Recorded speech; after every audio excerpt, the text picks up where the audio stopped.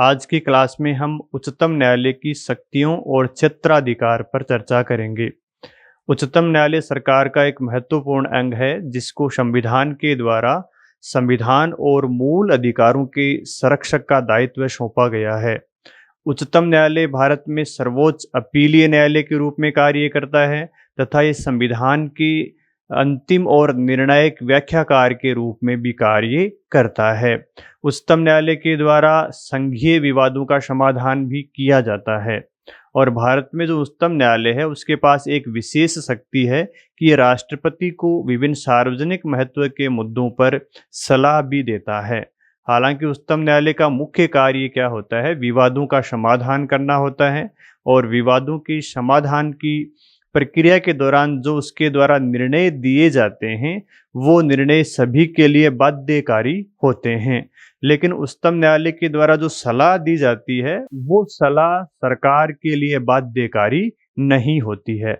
हालांकि जो अधीनस्थ न्यायालय होते हैं वो उच्चतम न्यायालय की सलाह को भी एक निर्देश और निर्णय के रूप में ही मानते हैं, लेकिन उच्चतम न्यायालय के द्वारा दी गई सलाह सरकारों के लिए बाध्यकारी नहीं होती है। तो आइए देखते हैं उच्चतम न्यायालय की क्षेत्राधिकार और शक्तियों को। उच्चतम न्यायालय के क्षेत्राधिकार को हम निम्न बिंदुओं के अंतर्गत समझ सकते हैं कि उच्चतम न्यायालय के पास क्या क्या शक्तियां और क्षेत्राधिकार हैं। तो पहला जो क्षेत्राधिकार है उच्चतम न्यायालय का वो है प्रारंभिक या मूल क्षेत्राधिकार, और दूसरा जो क्षेत्राधिकार है वो रिट क्षेत्राधिकार है, तीसरा अपीलीय क्षेत्राधिकार है, चौथा सलाहकारी क्षेत्राधिकार है और पांचवी जो उच्चतम न्यायालय की शक्ति और क्षेत्राधिकार है वो है संविधान के संरक्षक के रूप में। प्रारंभिक क्षेत्राधिकार का अर्थ है कि ऐसे मामले जिनकी सुनवाई सिर्फ सुप्रीम कोर्ट या उच्चतम न्यायालय में हो सकती है वो उच्चतम न्यायालय का प्रारंभिक क्षेत्राधिकार कहलाता है। रिट क्षेत्राधिकार क्या होता है? रिट क्षेत्राधिकार के अंतर्गत उच्चतम न्यायालय के द्वारा किसी व्यक्ति के मूल अधिकारों का हनन होने पर उसके मूल अधिकारों को लागू करवाने के लिए जो कार्यवाही की जाती है वो रिट क्षेत्राधिकार के अंतर्गत आती है। इसमें उच्चतम न्यायालय के द्वारा 5 प्रकार की रिटें जारी की जाती हैं जिनको आगे हम देखेंगे। और अपीलीय क्षेत्राधिकार का क्या अर्थ होता है? हमारा जो सुप्रीम कोर्ट है, उच्चतम न्यायालय होता है, वो सर्वोच्च अपीलीय न्यायालय होता है। भारत के उच्चतम न्यायालय में मूल अधिकारों को और केंद्र और राज्यों के विवादों को छोड़कर कोई भी मामला सीधा सुनवाई के लिए नहीं जा सकता। पहले मामला निचली अदालतों में जाएगा और निचली अदालतों से उच्च न्यायालय में जाएगा और उच्च न्यायालय के निर्णय के विरुद्ध अपील के रूप में हम सर्वोच्च न्यायालय जा सकते हैं। इसका मतलब ये हुआ कि हमारा उच्चतम न्यायालय क्या है? सर्वोच्च अपीलीय न्यायालय है जिसमें विभिन्न न्यायालयों के निर्णयों के विरुद्ध अपील की जाती है। तो तीसरा जो क्षेत्राधिकार और शक्ति है वो अपीलीय क्षेत्राधिकार है।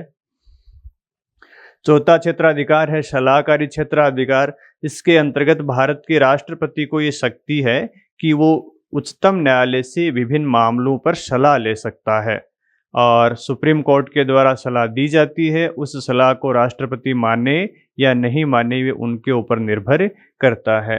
और पांचवा जो सुप्रीम कोर्ट का शक्ति और क्षेत्राधिकार है वो संविधान के संरक्षक के रूप में। संविधान के संरक्षक की शक्ति किसके पास है? संरक्षण का कार्य कौन करता है? भारत का उच्चतम न्यायालय करता है। तो इन क्षेत्राधिकार और शक्तियों पर आज हम चर्चा करेंगे।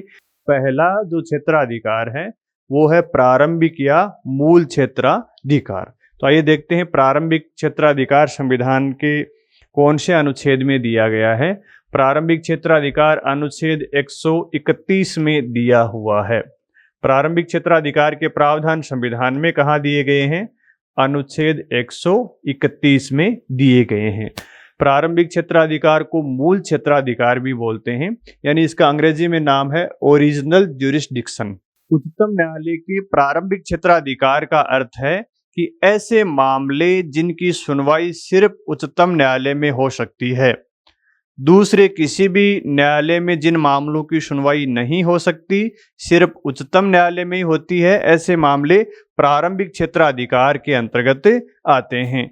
तो प्रारंभिक क्षेत्राधिकार का मतलब है ऐसे मामले जिनकी सुनवाई सिर्फ कहाँ हो सकती है? जिन मामलों की सुनवाई सिर्फ एससी का मतलब है उच्चतम न्यायालय सुप्रीम कोर्ट में होती है। इन मामलों की सुनवाई सिर्फ कहाँ होती है? सुप्रीम कोर्ट में होती है, नंबर 1। और अगर सुप्रीम कोर्ट में ही सुनवाई होती है, इसका मतलब इन मामलों की सुनवाई दूसरे किसी भी न्यायालय में नहीं हो सकती। इसका मतलब दूसरे न्यायालय में इनको नहीं सुना जा सकता, दूसरे न्यायालयों को इन मामलों को सुनने की शक्ति नहीं होती है, दूसरे न्यायालय में सुनवाई नहीं की जा सकती। और तीसरा अर्थ हम इसका ये देख सकते हैं प्रारंभिक क्षेत्राधिकार का कि ऐसे मामले जिनको बिना किसी अपील के सीधे ही सुप्रीम कोर्ट में ला सकते हैं। भाई सुप्रीम कोर्ट में बहुत कम ऐसे मामले हैं जिनको बिना किसी अपील के ला सकते हैं, लेकिन जो मामले प्रारंभिक क्षेत्राधिकार के अंतर्गत आते हैं उन मामलों को बिना किसी अपील के सीधे सुप्रीम कोर्ट में सुनवाई की जा सकती है। उन मामलों पर बिना किसी अपील के सीधे सुप्रीम कोर्ट में सुनवाई की जा सकती है। तो प्रारंभिक क्षेत्राधिकार का तीसरा अर्थ क्या है? बिना अपील के सीधे सुप्रीम कोर्ट में सुनवाई की जा सकती है। बिना अपील के सीधे सुप्रीम कोर्ट में सुनवाई की जा सकती है। ऐसे सारे मामले किसके अंतर्गत आते हैं? प्रारंभिक क्षेत्राधिकार के अंतर्गत आते हैं। तो प्रारंभिक क्षेत्राधिकार का अर्थ स्पष्ट हो गया होगा, यानी ऐसे सारे मामले जिनकी सुनवाई सिर्फ सुप्रीम कोर्ट में होती है वो सारे मामले प्रारंभिक क्षेत्राधिकार के अंतर्गत आते हैं। ये तो इसका अर्थ हो गया। दूसरी बात है कि इसके प्रावधान कहाँ किए गए, तो हमने आपको बता दिया अनुच्छेद 131 में प्रारंभिक क्षेत्राधिकार के प्रावधान किए गए हैं। और तीसरी बात आती है कि प्रारंभिक क्षेत्राधिकार में ऐसे कौन से विषय हैं जिनकी सुनवाई सिर्फ उच्चतम न्यायालय करता है? ऐसे कौन से विषय हैं जिनकी सुनवाई सिर्फ सुप्रीम कोर्ट में हो सकती है? यानी प्रारंभिक क्षेत्राधिकार के अंतर्गत कौन कौन से मामले आते हैं, कौन कौन से विषय ऐसे हैं जिनकी सुनवाई सिर्फ सुप्रीम कोर्ट में हो सकती है और उन विषयों की सुनवाई किसी भी उच्च न्यायालय में नहीं हो सकती। तो ऐसे कौन से विषय हैं? देखो, ऐसे विषय हैं संघीय शासन से संबंधित विषय। जो विषय संघीय शासन से संबंधित हैं वो विषय सिर्फ सुप्रीम कोर्ट में ही सुनवाई के लिए आ सकते हैं। तो संघीय शासन में कौन कौन से विषय हैं? देखो, केंद्र और राज्यों के मध्य विवाद, केंद्र एवं राज्यों के मध्य जो विवाद होते हैं उन पर सुनवाई सिर्फ सुप्रीम कोर्ट में हो सकती है। केंद्र और राज्यों के मध्य विवाद हो, यानी एक तरफ तो भारत सरकार हो और दूसरी तरफ कोई एक राज्य हो, जैसे राजस्थान हो। तो ऐसा कोई विवाद उत्पन्न होता है तो उसकी सुनवाई सिर्फ कहाँ होगी? उसकी सुनवाई सिर्फ सुप्रीम कोर्ट में हो सकती है। तो पहला मामला तो ये हो गया, एक तरफ केंद्र या दूसरी तरफ राज्य हो। दूसरा ऐसा मामला है जिसमें दो राज्यों के मध्य विवाद हो, तो भी उसकी सुनवाई कहाँ हो सकती है? सिर्फ सुप्रीम कोर्ट में हो सकती है। यानी एक तरफ पंजाब राज्य है और दूसरी तरफ उसका विवाद किससे है? हरियाणा से है। तो राज्यों के मध्य अगर कोई विवाद है तो उनका सुनवाई भी कहाँ होगी? सुप्रीम कोर्ट में ही होगी। और तीसरा मामला ऐसा होता है जिसमें एक तरफ केंद्र हो यानी भारत सरकार हो और दूसरी तरफ एक से अधिक राज्य हो, दूसरी तरफ एक से अधिक राज्य हों। तो ये इस प्रकार के जो विषय होते हैं ये सुप्रीम कोर्ट की प्रारंभिक क्षेत्राधिकार के अंतर्गत आते हैं। इन विषयों की सुनवाई सिर्फ भारत के उच्चतम न्यायालय में हो सकती है और इन मामलों की सुनवाई करने के लिए हम बिना किसी अपील के सीधे सुप्रीम कोर्ट में जा सकते हैं और इन मामलों की सुनवाई दूसरे किसी हाई कोर्ट में नहीं होगी, यानी सुप्रीम कोर्ट के अलावा किसी दूसरे न्यायालय में इन मामलों की सुनवाई नहीं होती है। इसीलिए सुप्रीम कोर्ट की इन मामलों को सुनने की जो शक्ति होती है उसको क्या बोलते हैं? प्रारंभिक क्षेत्राधिकार बोलते हैं।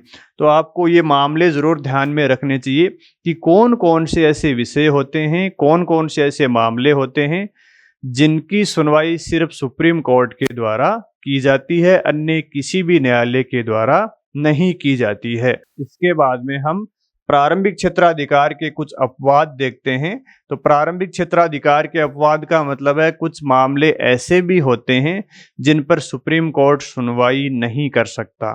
तो ऐसे कौन से मामले हैं? तो आइए देखते हैं। पहला जो मामला है वो है पूर्व संवैधानिक संधियां और समझौतों से संबंधित मामला होता है। पूर्व संवैधानिक संधि और समझौते, पूर्व संवैधानिक संधि और समझौते, इन पर सुनवाई सुप्रीम कोर्ट के द्वारा नहीं की जा सकती। पूर्व संवैधानिक का मतलब है संविधान के लागू होने से पहले जो भी संधि और समझौते किए गए थे, उन मामलों की सुनवाई सुप्रीम कोर्ट के द्वारा नहीं की जा सकती। तो ये प्रारंभिक क्षेत्राधिकार के अपवाद हैं। दूसरा अपवाद क्या है? अनुच्छेद 262 के तहत नदी जल का विवाद होता है। नदी जल के विवाद से संबंधित जो मामले होते हैं उनको भी सुप्रीम कोर्ट के द्वारा सुनवाई नहीं की जा सकती। यानी संसद विधि बनाकर उच्चतम न्यायालय के क्षेत्राधिकार से ऐसे मामलों को अलग कर सकती है। अगर दो राज्यों के मध्य किसी नदी के पानी को लेकर विवाद है, उन मामलों में सुप्रीम कोर्ट को सुनवाई करने से रोका जा सकता है और इसके लिए संसद ने विधि बनाई भी है।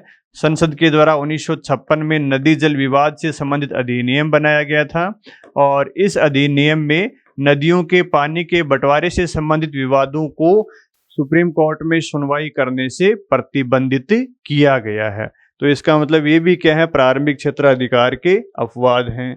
और अनुच्छेद 280 के अंतर्गत केंद्र और राज्यों के मध्य करों के बंटवारे से संबंधित जो विवाद होते हैं, करों के यानी टैक्स के बंटवारे से संबंधित जो विवाद होते हैं, उनकी सुनवाई भी सुप्रीम कोर्ट में नहीं हो सकती है। केंद्र और राज्यों के मध्य विभिन्न प्रकार के टैक्स के बंटवारे के कारण जो विवाद होते हैं, उनकी सुनवाई सुप्रीम कोर्ट में नहीं हो सकती। और इसी प्रकार अनुच्छेद 290 के तहत केंद्र और राज्यों के मध्य वित्तीय मामलों का जो लेन देन का विवाद होता है, वित्तीय मामलों के लेन देन से संबंधित विवाद, उनकी सुनवाई भी सुप्रीम कोर्ट के द्वारा नहीं की जा सकती। यानी ये चार ऐसे विषय हैं जो सुप्रीम कोर्ट के प्रारंभिक क्षेत्राधिकार के अपवाद हैं। यानी इन मामलों पर सुनवाई सुप्रीम कोर्ट में नहीं की जा सकती। तो ये सुप्रीम कोर्ट का प्रारंभिक क्षेत्राधिकार है, जिसको क्या बोलते हैं? अपने ओरिजिनल ज्यूरिसडिक्शन बोलते हैं। सुप्रीम कोर्ट का प्रारंभिक क्षेत्राधिकार, या इसको अपन दूसरा नाम क्या बोलते हैं? मूल क्षेत्राधिकार भी बोलते हैं। तो मूल क्षेत्राधिकार का अर्थ समझ गए ना आप? यानी ऐसा कोई मामला जो बिना किसी अपील के सुप्रीम कोर्ट में सुनवाई की जा सके, उसको क्या बोलते हैं? मूल क्षेत्राधिकार बोलते हैं। और इनके लिए एक शब्द और काम में लिया जाता है, जिसको क्या बोलते हैं? इनके लिए एक और जो शब्द काम में लिया जाता है उसको क्या बोलते हैं? अनन्य क्षेत्राधिकार भी बोलते हैं। अनन्य क्षेत्राधिकार। तो अनन्य क्षेत्राधिकार का क्या अर्थ होता है? जैसे नाम से स्पष्ट है, अनन्य क्षेत्राधिकार का मतलब ऐसे मामले जिनकी सुनवाई किसी दूसरे न्यायालय में नहीं हो सकती, उनको क्या बोलते हैं? अनन्य क्षेत्राधिकार बोलते हैं।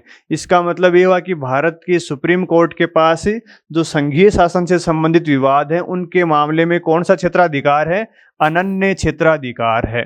ठीक है। और इन मामलों में सुप्रीम कोर्ट के पास क्या है? मूल क्षेत्राधिकार भी है।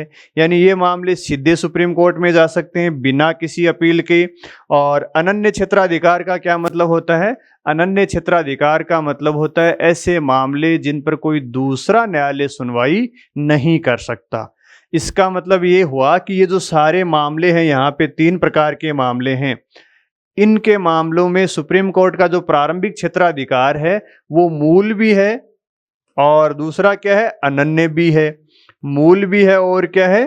अनन्य भी है। मूल होने का मतलब तो इन मामलों को बिना किसी अपील के सुप्रीम कोर्ट में ले जा सकते हैं, और अनन्य होने का मतलब इन मामलों में दूसरा कोई न्यायालय सुनवाई नहीं कर सकता। और अनन्य का अंग्रेजी में क्या नाम होता है? एक्सक्लूसिव होता है, एक्सक्लूसिव ज्यूरिसडिक्शन, एक्सक्लूसिव ज्यूरिसडिक्शन।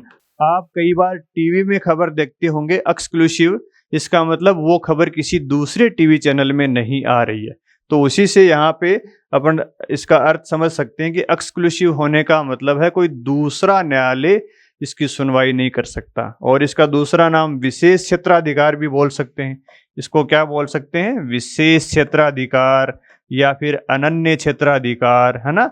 दोनों का मतलब एक ही है, इन तीनों शब्दों का मतलब एक ही है कि कोई दूसरा न्यायालय इन मामलों की सुनवाई नहीं कर सकता। और जो मूल शब्द दिया गया है, मूल का मतलब ये होता है कि ये मामले सीधे बिना किसी अपील के सर्वोच्च न्यायालय में जा सकते हैं। तो अब मैं ये समझता हूँ कि ये सारी बातें आपको समझ में आ गई होंगी कि कौन कौन से विषय मूल क्षेत्राधिकार में आते हैं। इन विषयों के बारे में आप जरूर ध्यान में कर लेना, क्योंकि कई बार यहाँ से प्रश्न पूछा जाता है। और अनन्य क्या होता है, मूल क्या होता है, प्रारंभिक क्या होता है, ये सभी बातों का अर्थ इन 3 बिंदुओं के अंतर्गत है जो मैंने आपको बता दिया है।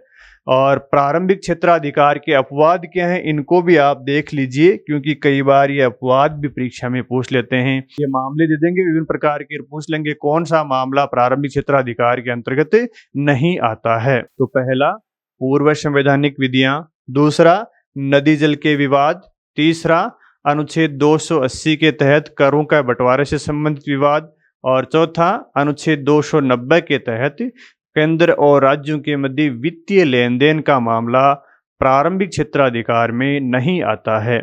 ठीक है, तो अब ये सारी बातें मेरे हिसाब से आपको स्पष्ट हो गई होंगी। अब हम चलते हैं उच्चतम न्यायालय की दूसरी शक्ति, जिसको क्या बोलते हैं? रिट क्षेत्राधिकार बोलते हैं।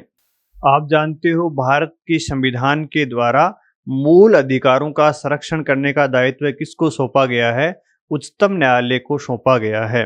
अगर किसी व्यक्ति के मूल अधिकारों का उल्लंघन होता है तो उच्चतम न्यायालय के द्वारा उन अधिकारों को लागू करवाने के लिए कुछ कार्यवाही की जाती है।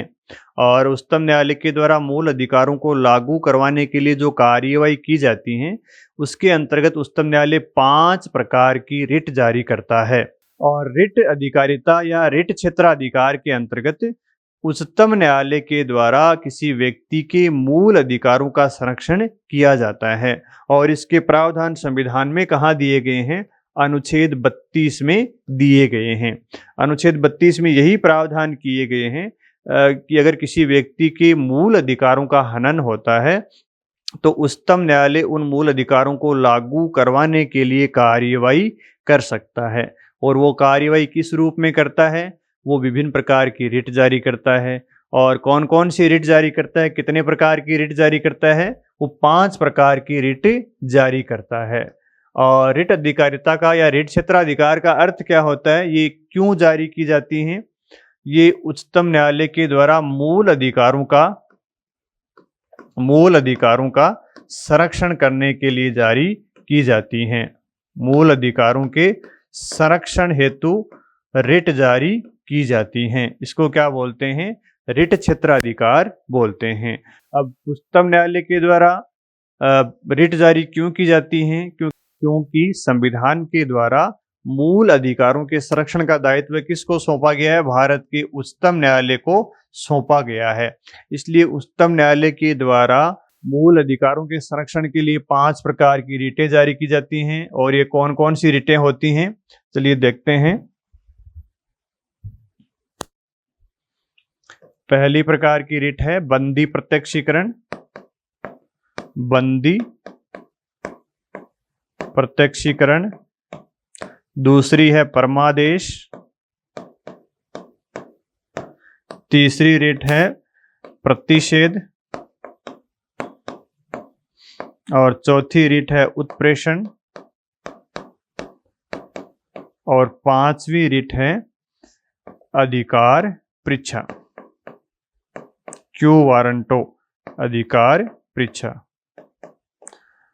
बंदी प्रत्यक्षीकरण को क्या बोलते हैं? हैबियस कॉर्पस बोलते हैं। परमादेश को मैंडामस बोलते हैं। प्रतिषेध को प्रतिषेध को प्रोहिबिशन बोलते हैं, उत्प्रेषण को सर्शियोरी बोलते हैं और अधिकार परीक्षा को क्यू वारंटो कहा जाता है। तो ये रिट कब जारी की जाती है? बंदी प्रत्यक्षीकरण रिट तब जारी की जाती है जब किसी व्यक्ति को अवैध रूप से हिरासत में ले लिया जाता है। अवैध हिरासत में लेने के कारण किसी व्यक्ति के लिए ये रिट जारी की जाती है। इसका अर्थ क्या होता है? इसका अर्थ होता है सशरीर उपस्थित करना।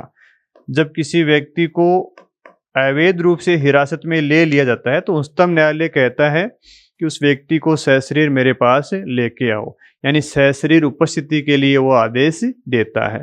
तो बंदी प्रत्यक्षीकरण रिट किस आधार पर जारी की जाती है? जब व्यक्ति को अवैध रूप से हिरासत में ले लिया जाता है। दूसरी जो रिट है वो है परमादेश, जिसको क्या बोलते हैं? मैंडामस बोलते हैं। हालांकि ये सारी रिट आपको मूल अधिकार के अंतर्गत बताई गई हैं, एक बार दोबारा हम देख लेते हैं। परमादेश रिट कब जारी की जाती है? जब किसी सरकारी अधिकारी के द्वारा अपने कर्तव्यों के निर्वहन में लापरवाही की जाती है या सरकारी अधिकारी के द्वारा किसी काम को करने से मना कर दिया जाता है, तब ये रिट जारी की जाती है। परमादेश का अर्थ है हम आदेश देते हैं, और आदेश किसको देते हैं? ये सरकारी अधिकारी को देते हैं, किसी प्राइवेट अधिकारी या कर्मचारी को नहीं देते हैं। और सरकारी अधिकारी को उच्चतम न्यायालय आदेश क्यों देता है?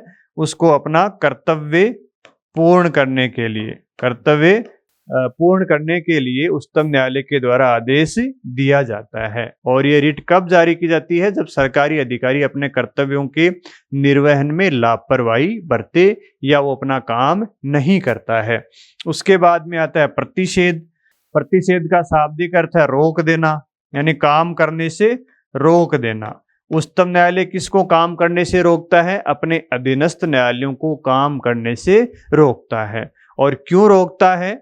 जब अधीनस्थ न्यायालय के द्वारा अपने क्षेत्राधिकार से बाहर जाकर कार्य किया जाता है, उस स्थिति में उच्चतम न्यायालय के द्वारा प्रतिषेध रिट जारी की जाती है। प्रतिषेध रिट तभी जारी की जाती है जब मामला किसी निचली अदालत में विचाराधीन हो। किस स्थिति में किया जाता है? जब मामला विचाराधीन हो या मामला चल रहा हो। विचाराधीन होने की स्थिति में निचली अदालत को ये रिट उच्चतम न्यायालय के द्वारा जारी की जाती है। और उसके बाद में आता है उत्प्रेषण सर्शियोरी। इसका अर्थ क्या होता है? इसका अर्थ है मंगवा लेना, अपने पास मंगा लेना। तो अपने पास कौन मंगाता है और क्या मंगाता है? ये उच्चतम न्यायालय के द्वारा जारी की जाती है।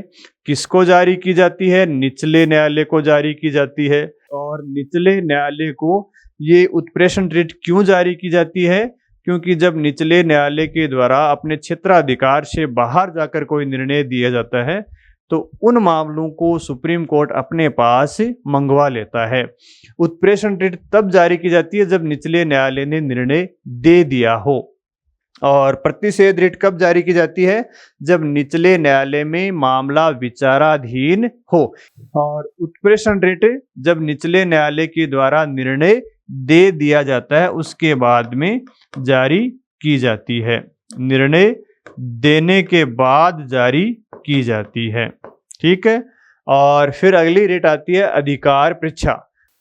जब किसी व्यक्ति के द्वारा गलत तरीके से पद प्राप्त किया हो तब उच्चतम न्यायालय उस व्यक्ति को पूछता है कि आपने किस हैसियत से ये पद प्राप्त किया है।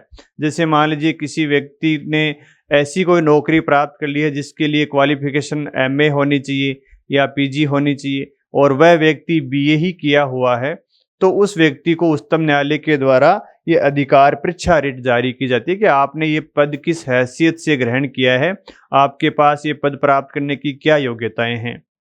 और ये जो रिट होती है ये किसी प्राइवेट व्यक्ति को जारी नहीं की जा सकती, सिर्फ सरकारी अधिकारी कर्मचारी को ये रिट जारी की जाती है। और ये रिट तब जारी की जाती है जब किसी व्यक्ति की नियुक्ति में किसी कानून का उल्लंघन हुआ है, क्योंकि अगर किसी गलत व्यक्ति को कोई पद प्राप्त होता है तो दूसरे किसी व्यक्ति के मूल अधिकारों का हनन होता है। इसलिए अधिकार परीक्षा रिट उच्चतम न्यायालय के द्वारा जारी की जाती है। तो रिट क्षेत्राधिकार के अंतर्गत ये 5 रिट जारी की जाती हैं जिनका विस्तार से हमने अनुच्छेद 32 के अंतर्गत जब मूल अधिकारों को पढ़ा था तो वहाँ इनके बारे में विस्तार से आपको बताया हुआ है। इनको विस्तार से पढ़ने के लिए आप एक बार मूल अधिकार वाला चैप्टर देख सकते हैं। और उसके बाद में आता है इस प्रकार का जो ऋट क्षेत्राधिकार है, इसका दूसरा नाम क्या है? इसको समवर्ती क्षेत्राधिकार भी बोलते हैं। जब किसी व्यक्ति के मूल अधिकारों का हनन होता है तो वो व्यक्ति सीधे ही उच्चतम न्यायालय में जा सकता है, और वह व्यक्ति चाहे तो उच्च न्यायालय में भी जा सकता है। इसका मतलब जब भी किसी व्यक्ति के मूल अधिकारों का हनन होता है तो वह व्यक्ति कहाँ जा सकता है? सीधे उच्चतम न्यायालय में जा सकता है, या फिर वो व्यक्ति उच्च न्यायालय में भी जा सकता है। व्यक्ति कहाँ जा सकता है? उच्च न्यायालय में भी जा सकता है। तो अगर किसी मामले को हम सीधे उच्चतम न्यायालय में ले जाते हैं तो उसको तो हमने क्या कहा था? उसको तो हमने प्रारंभिक क्षेत्राधिकार कहा था। देखिए, प्रारंभिक क्षेत्राधिकार में हमने क्या कहा था? जिनकी सुनवाई सीधे उच्चतम न्यायालय में हो सकती है। तो क्या ऋट क्षेत्राधिकार को हम प्रारंभिक क्षेत्राधिकार में रख सकते हैं क्या? क्योंकि प्रारंभिक क्षेत्राधिकार में ऐसे मामले आते हैं जिनकी सुनवाई सीधे उच्चतम न्यायालय में हो सकती है बिना किसी अपील के। तो यहाँ पे जो व्यक्ति के मूल अधिकारों का हनन होता है वो भी तो हम सीधे सुनवाई उच्चतम न्यायालय में कर रहे हैं। तो क्या इनको प्रारंभिक क्षेत्राधिकार के अंतर्गत रख सकते हैं क्या? नहीं। क्यों नहीं रख सकते? क्योंकि मूल अधिकारों के हनन में व्यक्ति के पास दो ऑप्शन होते हैं। वो चाहे तो सीधे उच्चतम न्यायालय में जा सकता है और चाहे उच्च न्यायालय में भी जा सकता है। और प्रारंभिक क्षेत्राधिकार के अंतर्गत वे मामले आते हैं जो केंद्र और राज्यों के मध्य विवाद से संबंधित होते हैं। जबकि यहाँ जो मूल अधिकार के हनन का मामला है, ये मामला तो राज्य और व्यक्ति के बीच के विवाद होते हैं। मूल अधिकारों में जो विवाद होता है वो राज्य और व्यक्ति के बीच का होता है, जबकि प्रारंभिक क्षेत्राधिकार के अंतर्गत जो मामले होते हैं वो राज्य या केंद्र के बीच के मामले होते हैं, या फिर दो राज्यों के विवाद के मुद्दे होते हैं। इसलिए हम मूल अधिकारों के अंतर्गत जो ऋट क्षेत्राधिकार है उसको प्रारंभिक क्षेत्राधिकार नहीं कहते हैं। उसको क्या कहते हैं? समवर्ती क्षेत्राधिकार कहते हैं। भाई, प्रारंभिक क्षेत्राधिकार क्यों नहीं कहते? क्योंकि प्रारंभिक क्षेत्राधिकार में कौन से मामले आते हैं? देखो, प्रारंभिक क्षेत्राधिकार में तो केंद्र और राज्य के मध्य विवाद आते हैं, राज्य या राज्य के मध्य विवाद आते हैं, या फिर एक तरफ केंद्र दूसरी तरफ दो या दो से अधिक राज्य आते हैं, वो मामले आते हैं। जबकि मूल अधिकारों का जो विवाद होता है वो तो राज्य और व्यक्ति के बीच में होता है। इसलिए मूल अधिकारों के संबंध में सुप्रीम कोर्ट के पास प्रारंभिक क्षेत्राधिकार नहीं होता है। प्रारंभिक क्षेत्राधिकार में राज्य के मामले आएंगे, केंद्र और राज्य के मामले आएंगे। जबकि मूल अधिकारों का जो मामला है उसमें विवाद राज्य और व्यक्ति के मध्य होते हैं, इसलिए इसको प्रारंभिक क्षेत्राधिकार के अंतर्गत नहीं रखा जाता। तो इसको क्या कहा जाता है? फिर इसका दूसरा नाम क्या है? समवर्ती क्षेत्राधिकार। समवर्ती क्षेत्राधिकार इसलिए कहते हैं क्योंकि इनकी सुनवाई उच्चतम न्यायालय में भी हो सकती है, यानी ऐसे मामलों को हम उच्चतम न्यायालय में भी ले जा सकते हैं या फिर हम उच्च न्यायालय में भी ले जा सकते हैं। यानी ऐसे मामले जिनकी सुनवाई उच्चतम न्यायालय में हो सकती है या उच्च न्यायालय में हो सकती है, ये व्यक्ति के ऊपर निर्भर करता है कि वो मामले को कहाँ लेके जाता है। इसलिए ऋट क्षेत्राधिकार का दूसरा क्या नाम होता है? समवर्ती क्षेत्राधिकार होता है। समवर्ती क्षेत्राधिकार का मतलब ऐसे मामले जिनकी सुनवाई चाहे तो सुप्रीम कोर्ट में हो सकती है, चाहे उच्च न्यायालय में हो सकती है, दोनों जगह सुनवाई हो सकती है। अब यहाँ पे एक गौर करने वाली बात है कि जो ऋट क्षेत्राधिकार है ना, उसमें उच्चतम न्यायालय की शक्तियां उच्च न्यायालय की तुलना में कम होती हैं। कैसे कम होती हैं? उच्च न्यायालय में जिन मामलों की हम सुनवाई करते हैं ऋट क्षेत्राधिकार के अंतर्गत, वो सिर्फ मूल अधिकार या फंडामेंटल राइट से संबंधित होते हैं। जबकि उच्च न्यायालय में जिन मामलों की सुनवाई करते हैं ऋट क्षेत्राधिकार के अंतर्गत, वो मूल अधिकार के हनन के मामले भी हो सकते हैं, साथ में अन्य मामले भी हो सकते हैं। अन्य मामले जैसे भाई कोई संपत्ति का विवाद है, उसके मामले में भी उच्च न्यायालय के द्वारा रिट जारी की जा सकती है। कोई श्रम से संबंधित मामला है, कोई राजस्व से संबंधित मामला है, इन मामलों में भी उच्च न्यायालय के द्वारा रिट जारी की जा सकती है, जबकि सुप्रीम कोर्ट या उच्चतम न्यायालय के द्वारा केवल मूल अधिकारों के हनन के मामले में ही रिट जारी की जाती है। इसलिए ये कहा जाता है कि जो रिट क्षेत्राधिकार है वो उच्च न्यायालय का जो क्षेत्राधिकार है वो तो विस्तृत है। रिट क्षेत्राधिकार किस न्यायालय का ज्यादा विस्तृत है? उच्च न्यायालय का है। जबकि उच्चतम न्यायालय के पास रिट क्षेत्राधिकार क्या है? सीमित है। क्यों है? क्योंकि ये सिर्फ मूल अधिकार के मामले में रिट जारी करता है। उच्च न्यायालय का विस्तृत क्षेत्राधिकार क्यों है? क्योंकि ये मूल अधिकार और अन्य मामलों में भी रिट जारी कर सकता है। एक अंतर दोनों में और है, भारत का उच्चतम न्यायालय पूरे भारत के किसी भी व्यक्ति के मामले में रिट जारी कर सकता है, जबकि उच्च न्यायालय संबंधित राज्य के व्यक्ति के मामले में ही रिट जारी कर सकता है। जैसे राजस्थान का उच्च न्यायालय है तो वो राजस्थान के किसी व्यक्ति के मामले में ही रिट जारी कर सकता है, जबकि भारत का जो उच्चतम न्यायालय है वो केरल का कोई व्यक्ति हो, जम्मू कश्मीर का हो, नागालैंड का हो, तमिलनाडु का हो, गुजरात का हो, किसी भी व्यक्ति के अधिकारों के मूल अधिकारों के उल्लंघन पर रिट जारी कर सकता है। ये दो मुख्य अंतर उच्चतम न्यायालय और उच्च न्यायालय की रिट अधिकारिता के अंतर्गत होते हैं। अब इसमें हम एक बात और देखेंगे, जैसे हमने बात की थी पहले, एक तो हमने बात की थी मूल क्षेत्राधिकार की और दूसरी बात की थी हमने अनन्य क्षेत्राधिकार की। मूल क्षेत्राधिकार और दूसरी बात की थी हमने अनन्य क्षेत्राधिकार की, या इसको हम क्या बोलते हैं? विशेष क्षेत्राधिकार भी बोलते हैं। तो जो रिट क्षेत्राधिकार है वो उच्चतम न्यायालय का मूल क्षेत्राधिकार है या फिर विशेष या अनन्य क्षेत्राधिकार है? तो रिट क्षेत्राधिकार उच्चतम न्यायालय का मूल क्षेत्राधिकार है। मूल क्षेत्राधिकार का मतलब है रिट के मामले में, यानी किसी व्यक्ति के मूल अधिकार का हनन होता है तो हम बिना किसी अपील के सीधे सर्वोच्च न्यायालय में जा सकते हैं। इसका मतलब जो रिट क्षेत्राधिकार है वो मूल तो क्षेत्राधिकार है ही है, लेकिन क्या वो विशेष या अनन्य क्षेत्राधिकार भी है क्या? तो रिट क्षेत्राधिकार विशेष या अनन्य क्षेत्राधिकार नहीं है। क्यों नहीं है? क्योंकि भाई रिट जारी करने का अधिकार सुप्रीम कोर्ट के साथ साथ सुप्रीम कोर्ट को भी है और साथ में किसको है? हाई कोर्ट को भी है। इसका मतलब ये जो क्षेत्राधिकार है सुप्रीम कोर्ट का ये अनन्य नहीं है, क्योंकि इसमें उच्च न्यायालय भी सुनवाई कर सकता है और उच्चतम न्यायालय भी सुनवाई कर सकता है। अनन्य क्षेत्राधिकार तो हम कब कहते हैं? जब किसी मामले की सुनवाई सिर्फ उच्चतम न्यायालय करे।